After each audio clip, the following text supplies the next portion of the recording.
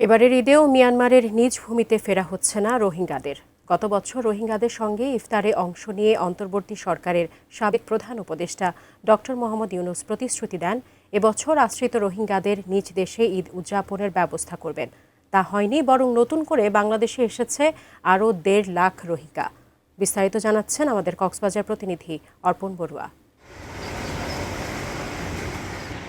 গত বছরের ১৪ মার্চ জাতিসংঘ মহাসচিব অ্যান্তোনিও গুতেরেসকে সাথে নিয়ে উখিয়ার রোহিঙ্গা শিবিরে ১ লাখ রোহিঙ্গার সাথে ইফতার করেন অন্তর্বর্তী সরকারের সাবেক প্রধান উপদেষ্টা ডক্টর মোহাম্মদ ইউনূস। সেদিন তিনি বলেছিলেন, রোহিঙ্গাদের নিজ দেশে এবছর ঈদ উদযাপনের ব্যবস্থা করবেন।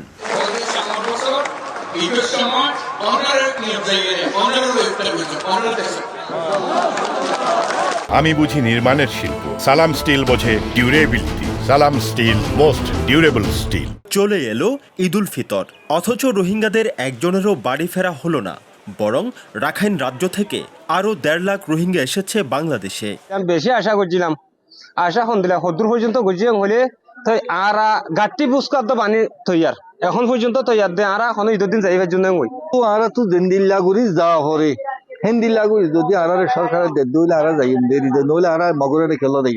রোহিঙ্গা নেতারা বলছেন, ২০১৭ সালের পর থেকে এতটা আত্মবিশ্বাসের সঙ্গে তাদের মনে আশা জাগাননি কেউই। অবশেষে কি পেলেন তারা?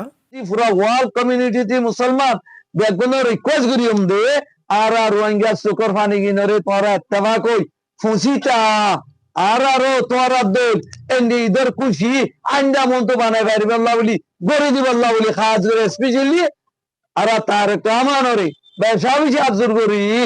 আন্তর্জাতিক মহলে অধ্যাপক মোহাম্মদ ইউনূসের প্রভাবের কারণে তার কথাই আস্থা ও বিশ্বাস রেখেছিলেন রোহিঙ্গারা।